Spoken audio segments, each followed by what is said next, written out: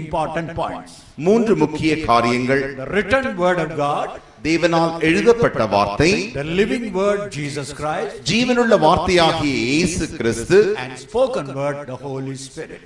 சொல்லப்பட்ட வார்த்தையாகிய பரிசுத்த ஆவியானவர். Now whenever Jesus spoke about scriptures, எப்பொழுதெல்லாம் இயேசு வேதத்தை குறித்து பேசினாரோ, he spoke about two things.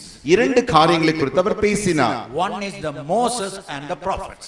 ஒன்று மோசேயும் அவருடைய தீர்க்கதரிசிகளை குறித்து. Luke 24 chapter verse 27. லூக்கா எழுதின சுவிசேஷம் 24ஆம் அதிகாரம் 27ஆம் வசனம். மோசே முதலிய சகல தீர்க்கதரிசிகளும் எழுதின வேத வாக்கியங்கள் எல்லாவற்றிலும் தம்மை குறித்து சொல்லியவைகளை அவர்களுக்கு விவரித்து காண்பித்தார். And beginning at Moses and all the prophets, he expounded unto them in all the scriptures the things concerning himself. So whenever he used the word scripture, he referred two important points. எப்பொழுதெல்லாம் வேத வாக்கியங்கள் என்று அவர் சொல்லுகிறாரோ, அப்பொழுதெல்லாம் இரண்டு முக்கிய காரியங்களை அவர் அங்கு code செய்கிறார். He referred to the Moses, to the law, and he referred to the prophets. மோசேயும் அவனுடைய பிரமாணங்களும், மோசே முதலிய சகல தீர்க்கதரிசிகளும்.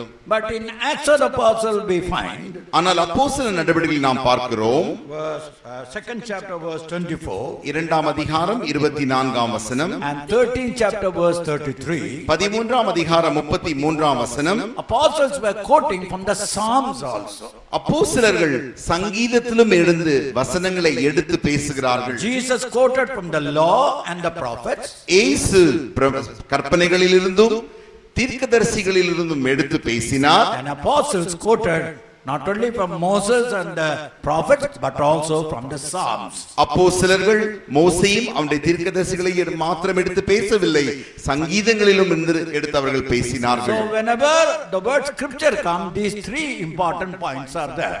எப்பொழுதெல்லாம் வேத வாக்கியங்கள் என்று நாம் சொல்லுகிறோமோ, அப்பொழுது இந்த மூன்று காரியங்களும் அங்கே இருக்கிறது. மோசே, prophets, தீர்க்கதரிசிகள், and Psalms. சங்கீதம். The Old Testament scholars thought only the Old Testament writings are the real scripture. பரிசுத்த பழைய ஏற்பாட்டு அந்த நிபுணர்கள் என்ன நினைத்தார்கள் என்றால், பழைய ஏற்பாடு தான் மிகவும் முக்கியமான புத்தகம் என்று நினைத்தார்கள். So whenever you speak to a Jew, if you talk about the New Testament, they will not take it as scripture. நீங்கள் யூதனிடத்தில் பேசும் பொழுது அவர்கள் அதை அந்த புதிய ஏற்பாட்டை அவர்கள் ஏற்றுக்கொள்கிறதில்லை. They only take Torah or the word of God as the Old Testament. அவர்கள் தோரா என்கிறதான அந்த பழைய ஏற்பாட்டை மாத்திரம் வேத வாக்கியமாக எடுத்துக்கொள்கிறார்கள். They take it as a scripture. அதைத்தான் அவர்கள் வேத வாக்கியம் என்றும் சொல்லுகிறார்கள். But in 2 Peter 3rd chapter 16th verse, ஆனால் 2 பேதுரு 3ஆம் அதிகாரம் 16ஆம் வசனத்திலே, எல்லா நிருபங்களிலும் இவைகளை குறித்து பேசுகிறான், இவன் சொன்னவைகளில் சில காரியங்கள் அறிகிறதுக்கு அரிதாயிருக்கிறது, கல்லாதவர்களும் உறுதி இல்லாதவர்களும் மற்ற வேத வாக்கியங்களை புரட்டுகிறது போல தங்களுக்கு கேடு வரத்தக்கதாக இவைகளையும் புரட்டுகிறார்கள். As also in all his epistles, speaking in them of these things, in which are some things hard to be understood, which they that are unlearned and unstable rest, as they do also the other scriptures, unto their own destruction. Now here we find Peter writes an epistle. இங்கே பேதுரு நிருபங்களை எழுதுகிறதை நாம் பார்க்கிறோம். And he also refers to the epistles written by Apostle Paul. அங்கே அது மாத்திரமல்ல, அப்போஸ்தலர் எழுதினதான அந்த நிருபங்களையும் குறித்து அவர் இங்கே நினைவு கூறுகிறார். And he used the word scriptures. அதைத்தான் அவர் வேத வாக்கியங்கள் என்று சொல்கிறார். So whenever you heard the word scripture, எப்பொழுதெல்லாம் நீங்கள் வேத வாக்கியம் என்கிற பதத்தை கேட்கிறீர்களோ, you will remember that Moses, the law is there. மோசேயும் அவனுடைய பிரமாணங்களும் இருக்கிறது என்பதை நீங்கள் நினைவில் வைத்துக் கொள்ள வேண்டும். And prophets are there. தீர்க்கதரிசிகளும் அதில் இருக்கிறார்கள். And Psalms are there. சங்கீதங்களும் அதில் இருக்கிறது. And all the New Testament writings. எல்லா புதிய ஏற்பாட்டு எழுத்துக்களும் அதிலே இருக்கிறது. So whenever the moment you hear about scripture, all these things must be there in the scripture. ஆகையினாலே எப்பொழுதெல்லாம் நீங்கள் வேத வாக்கியம் என்று கேள்விப்படுகிறீர்களோ, அப்பொழுதெல்லாம் இந்த எல்லா காரியங்களும் அதற்குள் இருக்க வேண்டும். During the time of Jesus Jesus Christ, இயேசு கிறிஸ்துவின் காலத்தில் there was a group called Sadducees. ஒரு கூட்டமான சதுசேயர் என்கிற ஒரு கூட்டம் இருந்தார்கள். According to them, they only took the 5 books of Moses as a scripture. They never took the prophets and the Psalms. அவர்களின் முறைமையின்படி மோசேயின் 5 ஆகமங்களை மாத்திரம் எடுத்துக்கொண்டார்களே தவிர அவர்கள் ஒரு காலம் தீர்க்கதரிசன புஸ்தகங்களையோ சங்கீதங்களையோ எடுத்துக்கொள்ளவே இல்லை. According to their argument, அவர்களுடைய தர்க்கத்தின்படி in the first 5 books there was not mention about resurrection. முதலாவது 5 ஆகமங்களிலே உயிர்த்தெழுதலை குறித்து சொல்லப்படவில்லை. So they never believed on resurrection. ஆகையினாலே அவர்கள் உயிர்த்தெழுதலை ஒரு காலம் விசுவாசிக்கிறதில்லை. And Jesus here answering those group, the Sadducees only. அந்த கூட்டமாகிய சதுசேயருக்கு தான் இங்கே இயேசு பதில் சொல்லிக் கொண்டிருக்கிறார். He quoted from the first 5 books one verse and proved that resurrection is there. அவர் இந்த 5 ஆகமங்களிலிருந்தே ஒரு வார்த்தை எடுத்து உயிர்த்தெழுதல் உண்டு என்று அவர்களுக்கு நிரூபிக்கிறார். Kindly read Exodus 3rd chapter verse 6. யாத்திராகம புத்தகம் 3ஆம் அதிகாரம் 6ஆம் வசனம். பின்னும் அவர், நான் ஆபிரகாமின் தேவனும் ஈசாக்கின் தேவனும் யாக்கோபின் தேவனுமாகிய உன் பிதாக்களுடைய தேவனாயிருக்கிறேன் என்றார். மோசே தேவனை நோக்கி பார்க்க பயந்ததினால் தன் முகத்தை மூடிக்கொண்டான். Moreover he said, I am the God of thy father, the God of Abraham, the God of Isaac, and the God of Jacob. And Moses hid his face, for he was afraid to look upon God. Jesus, when he spoke to the Sadducees, இயேசு கிறிஸ்து சதுசேயரிடத்தில் பேசின பொழுது he referred the same verse. இதே வசனத்தை அவர்களுக்கு மறுபடியும் சுட்டிக்காட்டுகிறார். God is the God of Abraham, தேவன் ஆபிரகாமின் தேவனாய் இருக்கிறார். God of Isaac, ஈசாக்கின் தேவனாய் இருக்கிறார். God of Jacob.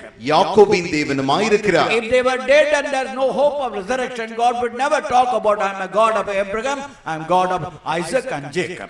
அந்த 3 பேரும் மரித்து போய் அப்படியே எல்லாம் முடிந்து போயிருக்குமானால் தேவன் ஒரு காலம் ஆபிரகாமின் தேவன் என்றும் ஈசாக்கின் தேவன் என்றும் யாக்கோபின் தேவன் என்றும் மறுபடியுமாக தேவன் இருந்திருக்க மாட்டாரே. So Sadducees believed only the first 5 books. சதுசேயர்கள் அந்த முதல் 5 ஆகமங்களையே நம்பினார்கள். But thank God we believe all the books. நாம் எல்லா புத்தகத்தையும் நம்புகிறபடினாலே நாங்கள் தேவனுக்கு நன்றி செலுத்துகிறோம். Only thing we don't believe in apocrypha. நாங்கள் ஒரு காரியத்தை மாத்திரம் விசுவாசிக்கிறதில்லை, அந்த புத்தகங்களின் பெயர்தான் அப்பாக்ரிஃபா. And that was not written included in our Bibles. அதுதான் தள்ளுபடி ஆகும் என்று அழைக்கப்படுகிறது. அவைகள் இந்த வேதத்தில் சேர்க்கப்படவில்லை. So this Bible which you are holding in your hand, நீங்கள் கைகளில் வைத்திருக்கிறதான இந்த பைபிள், இந்த வேதமானது is a written word of God. இது தேவனால் எழுதப்பட்ட வார்த்தையா இருக்கிறது. Now what is the proof that it is the written word of God? இது தேவனுடைய வார்த்தை என்று நாம் எவ்வாறு நிரூபிக்க முடியும்? In 2 Timothy 3rd chapter 16th verse, Paul says, பரிசுத்த பவுல் 2 தீமோத்தேயு 3ஆம் அதிகாரம் 16ஆம் வசனத்தில் சொல்கிறார், வேத வாக்கியங்கள் எல்லாம் தேவ ஆவியினால் அருளப்பட்டிருக்கிறது. தேவனுடைய மனுஷன் தேறினவனாகவும் எந்த நற்கிரியும் செய்ய தகுதி உள்ளவனாகவும் இருக்கும்படியாக அவைகள் உபதேசத்திற்கும் கடிதுகொள்ளுதலுக்கும் சீர்திருத்தலுக்கும் நீதி படிப்பிக்குதலுக்கும் பிரயோஜனமுள்ளவைகளாயிருக்கிறது. All scripture is given by inspiration of God and is profitable for doctrine, for reproof, for correction, for instruction in righteousness. all scripture are inspired of God. இவைகள் எல்லாம் தேவனுடைய ஆவியினால் ஏவப்பட்ட வார்த்தைகள். The word inspired means breathed by God. ஏவப்பட்ட வார்த்தைகள் என்றால் தேவனால் சுவாசத்தில் சுவாசிக்கப்பட்ட வார்த்தைகள். The same thought in 2 Peter 1st chapter 19 to 21 Peter gives. அதே எண்ணத்தை தான் பேதுருவும் 2ஆம் பேதுரு 1ஆம் அதிகாரம் 9ஆம் வசனத்தில் சொல்கிறார். 19 to 21. 19 முதல் 20 வசனம் முடிய. Every scripture was written by a prophet or the servant of God. ஒவ்வொரு தேவனுடைய வேத வாக்கியங்கள் எல்லாம் தேவனுடைய தீர்க்கதரிசியினாலே எழுதப்பட்டிருக்கிறது. Not according to their own mind. அவருடைய சொந்த மனதை கொண்டு அல்ல, They moved by the Holy Spirit. அவர்கள் ஆவியினாலே ஏவப்பட்டு தள்ளப்பட்டு எழுதினார்கள். So the Bible that you have in your hand, உங்கள் கைகளில் இருக்கிறதான இந்த வேத புத்தகம், though written by human beings on different stages and different ages, மனிதர்களினாலே பல நிலவரங்களில் பல காலங்களில் எழுதப்பட்டிருந்தாலும் கூட yet they were all moved and inspired by the Lord himself. அவர்கள் எல்லாரும் தேவனாலேயே ஏவப்பட்டு தள்ளப்பட்டு எழுதி வைத்திருக்கிறார்கள். That is why according to John's Gospel 10th chapter verse 35. ஆகையினால் தான் யோவான் எழுதின சுவிசேஷம் 10ஆம் அதிகாரம் 35ஆம் வசனத்தின்படி தேவ வசனத்தை பெற்றுக்கொண்டவர்களை தேவர்கள் என்று அவர்கள் சொல்லி இருக்க வேத வாக்கியமும் தவறாதா இருக்க. If we call them gods, and to whom the word of God came, and the scripture cannot be broken. Scripture cannot be broken.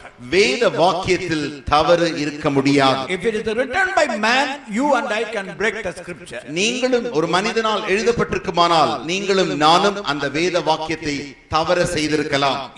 But if it is written inspired of the Lord, you and I can never break the scripture. அது தேவனால் எழுதப்பட்டிருக்கிறபடியினாலே நீங்களும் நானும் அந்த வார்த்தைகளை தவறாததாய் விட வேண்டும். Walter, one of the greatest atheists, Walter என்கிறதான ஒரு பெரிய நாஸ்திகன் இருந்தான். He says within 100 years there won't be no Bible in the whole world. அவன் என்ன சொன்னான் என்றால் 100 ஆண்டுகளுக்குள்ளாய் அதற்கு பின்பாக வேதம் என்றே உலகத்தில் ஒரு புத்தகத்தை நீங்கள் பார்க்க முடியாது என்று சொன்னான். He died. மரித்து போனான். But today his house is the Bible Society of France. அவனுடைய வீடுதான் இன்றைக்கு வேத சொசைட்டியாக பிரான்ஸ் நாட்டில் இருக்கிற வேத சொசைட்டியாக இருக்கிறது. You can never destroy Bible. நீங்கள் வேதத்தை ஒரு காலம் அழிக்க முடியாது. But I will give you some proof to show how God's word is really inspired of God. தேவனுடைய வார்த்தைகளானது எப்படி தேவனாலேயே உண்மையாக ஏவப்பட்டிருக்கிறது என்பதை குறித்து நான் உங்களுக்கு சில நிரூபங்களை தர விரும்புகிறேன். The book of Job 26 chapter verse 7. யோபு எழுதின புத்தகம் 26ஆம் அதிகாரம் 7ஆம் வசனத்திலே அவர் உத்தர மண்டலத்தை வெட்ட வெளியே விரித்து பூமியை அந்தரத்திலே தொங்க வைக்கிறார். 26 chapter verse 7. He stretched out the north over the empty place and hangeth the earth upon nothing. Hangeth the earth upon nothing. பூமியை அந்தரங்கத்திலே தொங்க விட்டிருக்கிறார். All the world, most of the scientists believed there was some substance called ether, E-T-H-E-R. அறிவியல் நிபுணர்கள் ether என்கிறதான ஒரு திடப்பொருள் இருப்பதை குறித்து கண்டுபிடித்திருந்தார்கள். They thought that ether was the one holding on the whole world. அவர்கள் என்ன நினைத்தார்கள் என்றால் இந்த முழு உலகத்தையும் முழு பூமியையும் அந்த ஈத்தர் என்கிற பொருள் தான் தாங்கிக் கொண்டிருக்கிறது என்று நினைத்தார்கள். But now they themselves agree. இப்பொழுது அவர்களே ஒத்துக்கொள்கிறார்கள். There is nothing called ether. Ether என்று ஒன்றுமே இல்லை. The whole earth hangeth on nothing. முழு பூமியும் அந்தரங்கத்திலே அப்படியே தொங்கிக் கொண்டிருக்கிறது. How the writer of Job could tell about that if it was inspired of God? அப்படி என்றால் எப்படி யோபு அந்த காலத்திலேயே சொல்லி இருக்க முடியும்? அவன் தேவனால் ஏவப்பட்டபடியினாலே. Because they had the inspiration from God, that's why they told the earth is hanging on nothing. அவர்கள் தேவனால் ஏவப்பட்டபடியினாலே அந்த ஏவுதலின்படி சொன்னார்கள் பூமியானது அந்தரங்கத்திலே தொங்கிக் கொண்டிருக்கிறது என்று சொல்லி. The second proof. இரண்டாவதான Nirupam Isaiah 40 verse 22. ஏசாயா 44ஆம் அதிகாரம் 40 verse 22. 40ஆம் அதிகாரம் 22ஆம் வசனம். அவர் பூமி உருண்டையின் மேல் வீற்றிருக்கிறவர், அதன் குடிகள் வெட்டுக்கிளியைப் போல இருக்கிறார்கள். அவர் வானங்களை மெல்லிய திரையாக பரப்பி அவைகளை குடியிருக்கிறதற்கான கூடாரமாக விரிக்கிறார். It is he that sitteth upon the circle of the earth, and the inhabitants thereof are as grasshoppers, and stretcheth out the heavens as a curtain, and spreadeth them out as a tent to dwell in. For years people thought earth was flat. அநேக ஆண்டுகளாக ஜனங்கள் நம்பின காரியம் என்னவென்றால் இந்த பூமியானது சரிசமமாக இருந்து கொண்டிருக்கிறது. But in 700 BC Isaiah writes the Lord sitteth on the circle of the earth. ஆனால் கிறிஸ்து பிறப்பதற்கு 700 ஆண்டுகளுக்கு முன்னமே ஏசாயா தீர்க்கதரிசி சொல்லுகிறார் அவர் பூமி உருண்டையின் மேல் அவர் வீற்றிருக்கிறார். In the year 1519 1519ஆம் ஆண்டிலே there was a navigator called Magellan. ஒரு மாலுமி மேக்லன் என்கிற மாலுமி இருந்தார். He started from one point of this country. அவர் ஒரு நாட்டின் ஒரு பகுதியில் ஒரு முனையிலிருந்து தன்னுடைய பிரயாணத்தை தொடங்கி and he sailed round and came round the same point. அவர் சுற்றி அப்படி வரும்பொழுது அதே அந்த முனைக்கே வந்து சேர்ந்தார். And he proved earth is not flat, earth is circle. அப்பொழுதுதான் அவர் சொன்ன காரியம், இந்த பூமியானது சதுரம் அல்ல, அது வட்டமாய் இருக்கிறது. In Genesis 3rd chapter 19th verse, ஆதியாகமம் 3ஆம் அதிகாரம் 19ஆம் வசனத்திலே, நீ பூமியிலிருந்து எடுக்கப்பட்டபடியால் நீ பூமிக்கு திரும்ப மட்டும் உன் முகத்தின் வேர்வையால் ஆகாரம் புசிப்பாய், நீ மண்ணாயிருக்கிறாய், மண்ணுக்கு திரும்புவாய் என்றார். In the sweat of thy face shalt thou eat bread till thou return unto the ground, for out of it wast thou taken, for dust thou art, and unto dust shalt thou return. God told man, you are dust. தேவன் மனிதனை பார்த்து சொன்னார், நீ மண்ணாய் இருக்கிறாய். Scientists took a lump of clay. விஞ்ஞானிகள் ஒரு களிமண் குழுவை அப்படியே எடுத்துக்கொண்டு They analyzed what are the chemicals in that clay. அதற்குள்ளாக அந்த களிமண்ணுக்குள் இருக்கிற என்னென்ன தாது பொருட்கள் என்று ஆராய்ச்சி செய்தார்கள். They found out 12 important chemicals were there in the lump of clay.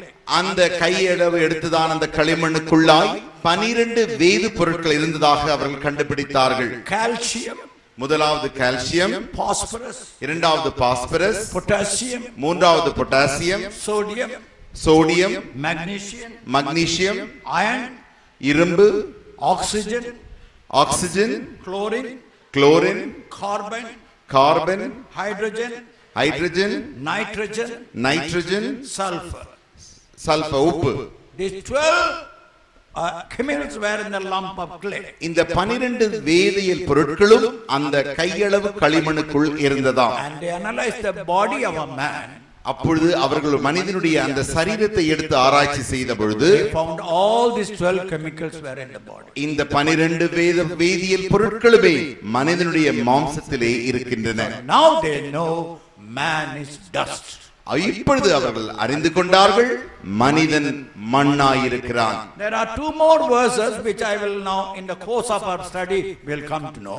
2 வசனங்களும் உண்டு, அதை நான் இந்த வேத பாடத்தின் பகுதியிலே நான் உங்களுக்கு சொல்லித் தருகிறேன். When we go on to the next day subject, you will understand that verses. அடுத்த சத்தியங்களுக்கு நாம் போகும் பொழுது அந்த வசனங்களை நீங்கள் புரிந்து கொள்ளலாம். So dear child of God, ஆகையினாலே தேவனுடைய பிள்ளையே, dear Christian brother, dear Christian sister, அருமையான கிறிஸ்தவ சகோதரனே சகோதரியே, we are not standing on a Bible which is outdated.